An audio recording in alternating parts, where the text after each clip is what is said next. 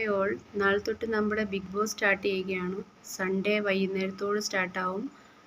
അപ്പോൾ എനിക്ക് ഭയങ്കര ഇഷ്ടമാണ്. പണ്ട് തൊട്ടേ ഞാൻ ചെറുപ്പത്തിലേ കാണുന്ന ഒരു പ്രോഗ്രാമാണ് ഹിന്ദി ബിഗ് ബോസ്. അതെനിക്ക് ഭയങ്കര ഇഷ്ടമാണ്. ഹിന്ദി ബിഗ് ബോസിൽ സൽമാൻ ഖാനാണ് ഹോസ്റ്റ്. പുള്ളിയുടെ നമ്മുടെ ലാലേട്ടൻ്റെ ദേഷ്യവും നമ്മുടെ സൽമാൻ ഖാൻ്റെ ദേഷ്യവും തമ്മിൽ രണ്ടാണ്. പുള്ളി ദേഷ്യപ്പെടുന്നത് ലാലേട്ടൻ ദേഷ്യപ്പെടുന്നത് മോനെ മോനെ എന്നൊക്കെ പറഞ്ഞാണ്. പക്ഷേ സൽമാൻ ഖാൻ എൻറ്റയർലി ഡിഫറെൻ്റ് ആണ്.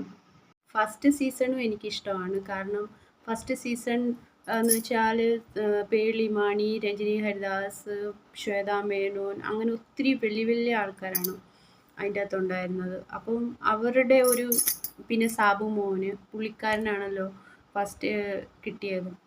പിന്നെ രണ്ടാമത് രജിത് സാർ സൂപ്പറായിരുന്നു, ഒറ്റയ്ക്ക് കളിക്കുകയായിരുന്നു.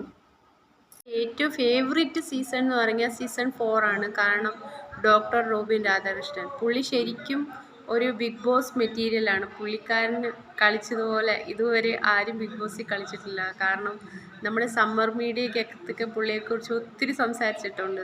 പുള്ളി അതിൻ്റെ അതുപോലെ രജിത് സാറും ഭയങ്കര മാസ്റ്റർ മൈൻഡ്. പുള്ളിക്കുന്ന ഇവർ രണ്ടുപേരെന്ന് പറഞ്ഞാൽ ഇവർ രണ്ടുപേരുമാണ് ശരിക്കും ഇതുവരെ ബിഗ് ബോസിൻ്റെ അകത്ത് മെയിൻ ആയിട്ട് ബുദ്ധി ശരിക്കും മൈൻഡ് വെച്ച് കളിച്ചിട്ടുള്ള മൈൻഡ് ഗെയിമർ ഇവർ രണ്ടുപേരുമാണ്. ഇതുവരെയും വേറെ ആരും വന്നിട്ടില്ല. ലാലേട്ടൻ പറയുന്നുണ്ട് ഇതിൻ്റെ അകത്ത് ഇങ്ങനെ സീസൺ 7 ഇനിയും വിക്ടിം കാർഡ് ആരും ഇറക്കരുതെന്ന്. അപ്പോൾ ഈ ലാലേട്ടനെയാണ് നമുക്ക് ഇനി ആവശ്യമുള്ളത്. കാരണം ഇതാണ് ശരിക്കും ഒരു ഹോസ്റ്റ് ചെയ്യേണ്ടത്. ശരിക്കും നമുക്ക് ആ ഹിന്ദി ബിഗ് ബോസിൻ്റെ ഒരു ഇത് കിട്ടുന്നുണ്ട്. സീസൺ 7 അങ്ങനെ ആയിരിക്കട്ടെ. നമ്മുടെ സീസൺ 4ഉം സീസൺ 1 പോലെ നമ്മൾ ഇനിയും കാണാൻ അതുപോലെ കളിക്കുന്നവരെ കാണാൻ നമ്മൾ ആഗ്രഹിക്കുന്നു. അപ്പോൾ ആരും വിക്ടിം കാർഡ് ഇറക്കാതെ ഈ സീസൺ 7 അടിച്ച് പൊളിക്കട്ടെ എന്ന് ആഗ്രഹിക്കുന്നു.